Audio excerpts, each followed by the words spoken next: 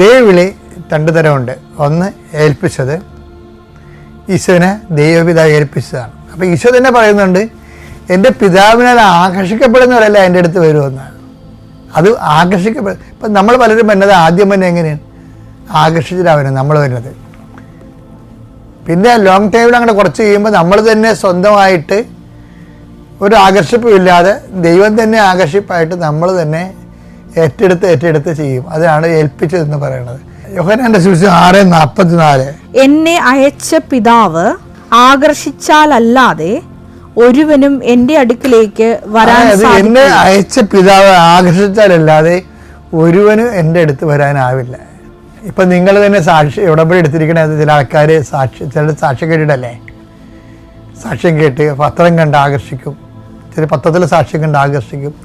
ആദ്യം ഇങ്ങനെ ആകർഷിക്കുക, പിന്നെ അതിൻ്റെ അകത്ത് നമ്മൾ ആത്മാർത്ഥതയും വിശ്വസ്തയും കാണിക്കുമ്പോഴാണ് പിന്നെ നമ്മളെ ഏൽപ്പിക്കണത്.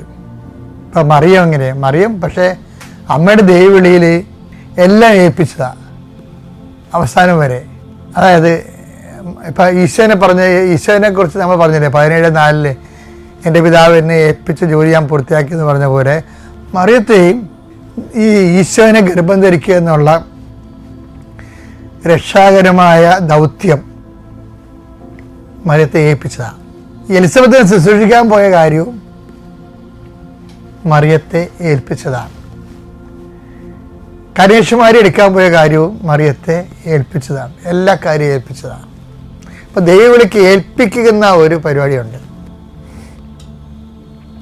അതിക്ക് മുമ്പ് നമ്മളെ ഏൽപ്പിക്കുന്നതിന് മുമ്പ് അതിൻ്റെ ആകർഷണമുണ്ട്. അത് ദൈവപിതാവിൻ്റെ ആകർഷണമാണ്. എന്താണത് പറയണത്? ഈ ആത്മാവിനെ ഞാൻ അസൂയയോടെ അഭിലഷിച്ചു. യാക്കോബ് 4:5, നമ്മിൽ നിക്ഷേപിച്ചിരിക്കുന്ന ആത്മാവിനെ ദൈവം അസൂയയോടെ അഭിലഷിക്കുന്നുവെന്ന് തിരുവെഴുത്ത് വൃഥ ആണെന്ന് നിങ്ങൾ വിചാരിക്കുന്നുവോ?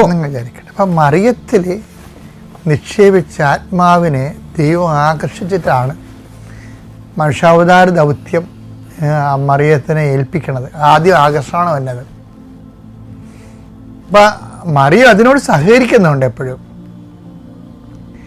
ദേവാലയത്തിൽ തന്നെ താമസിക്കുകയും കർത്താവിൻ്റെ വചനങ്ങൾ കേൾക്കുകയും കർത്താവിൻ്റെ വചനങ്ങൾ ശ്രദ്ധിക്കുകയും മറിയത്തിൻ്റെ സഹകരണം എന്ന് പറയുന്നത് മറിയത്തിൻ്റെ സ്വസ്ത്രഗീതമില്ലേ, എൻ്റെ ആത്മാവ് കർത്താവിനെ മഹത്വപ്പെടുത്തുന്നു എന്നുള്ള സ്വസ്ത്രഗീതമില്ലേ, അതിൻ്റെ അകത്ത് കുറേ ഭാഗങ്ങൾ ശരിക്കും പറഞ്ഞാൽ സാമൂലിൻ്റെ അമ്മ പരിശുദ്ധാത്മാവ് നിറഞ്ഞ് പറഞ്ഞ സ്വസ്ത്രഗീതങ്ങളാണ് ഇല്ലേ.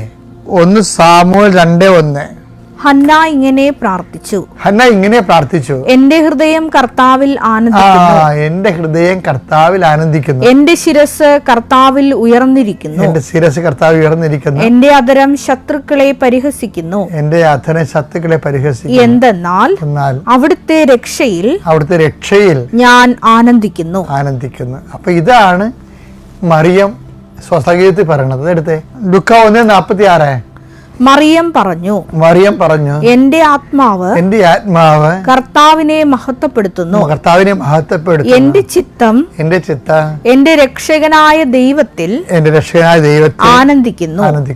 ഇത് രണ്ട് സെയിം അല്ലേ? അതിന്റെ അർത്ഥം എന്താ? അതിന്റെ അർത്ഥം ഈ 4 വയസ്സ് മുതൽ 12 വയസ്സ് വരെ മറിയം ദേവാലയത്തിൽ താമസിച്ചിരുന്നു.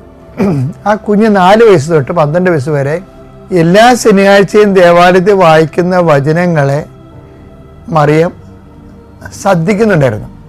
അതിൽ സ്വസ്ത്രഗീതം ഉൾപ്പെട്ടിരുന്നു. സ്വസ്ത്രഗീതത്തിൻ്റെ ഭാഗങ്ങൾ ഹന്നായുടെ സ്വസ്ത്രഗീതവുമായിട്ട് ബന്ധമാണെങ്കിൽ അതാണ് അമ്മ പറയുന്നുണ്ടെങ്കിൽ ആ 4 വയസ്സ് മുതൽ 12 വയസ്സ് വരെ അമ്മ ദേവാലയത്തിൽ കുഞ്ഞുനാൾ താമസിച്ചപ്പോൾ അവിടെ നടന്ന മുഴുവൻ വചനങ്ങളും അമ്മയ്ക്കറിയാം. കാര്യം എന്താണ്? ഒരാവശ്യം വന്നപ്പോൾ സാമുവിൻ്റെ അമ്മ ഹന്ന പറഞ്ഞത് കോട്ട് ചെയ്തുകൊണ്ട് മറിയത്തിൻ്റെ സ്വസ്ഥ പ്രാർത്ഥനയാക്കി അത് മാറ്റിയെങ്കിലും അതറിയാമെങ്കിൽ ബാക്കിയുള്ള അവിടെ വായിച്ചുള്ള എല്ലാ വചനങ്ങളും അമ്മയ്ക്കറിയാം. അതിൻ്റെ അർത്ഥം എന്താണെന്നറിയാമോ? ദേവാലയത്തിൽ പറഞ്ഞ വചനങ്ങളോട് അമ്മ വളരെ സബ്മിസീവായിരുന്നു, അതുകൊണ്ടാണ് അമ്മയുടെ ആത്മാവിന് ദൈവം അസിയോടെ അപേക്ഷിച്ചിട്ട് മനുഷ്യാവതാരത്തിൻ്റെ ദൗത്യം ഏൽപ്പിച്ചിരിക്കുന്നത്. ആദ്യം ആകർഷണം ഉണ്ടാക്കിയെടുക്കണം. അതിനെന്ത് ചെയ്യണം?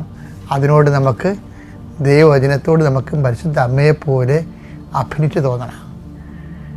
അങ്ങനെ തോന്നിയാൽ ദൈവത്തിന് അവസാനം ആ ദൈവസ്നേഹം നമ്മൾ നിറഞ്ഞു വരുമ്പോൾ അമ്മയുടെ ആത്മാവിനെ അസിയോടെ അപേക്ഷിച്ച പോലെ നമ്മളെ ആകർഷിക്കും ദൈവം. അപ്പോൾ ദൈവവിളിയിൽ 2 ഘട്ടമുണ്ട്. ഒന്ന് ആകർഷണത്തിൻ്റെ ഘട്ടം, രണ്ടാമത് ഏൽപ്പിക്കുന്ന ജോലി. അത് ഏൽപ്പിച്ച ജോലിക്ക് മുമ്പ് ആകർഷണം വരാം, ചിലപ്പോൾ ആകർഷണം കഴിഞ്ഞിട്ട് ഏൽപ്പിക്കാം. അത് രണ്ടിനും ഒരുപോലെ പ്രധാനപ്പെട്ടതാണ്. നീ ഏത് ദിശയിലാണെന്ന് നോക്കിയാൽ മതി. ആകർഷിപ്പിലാണോ ഉള്ളത്, അത് ഏൽപ്പിച്ച ജോലിയിലാണോ ഉള്ളത്? സ്വന്തമായിട്ട് നോക്കി ആലോചിച്ച് നോക്കിയിട്ട് കറക്റ്റ് ചെയ്യുക. Praise the Lord.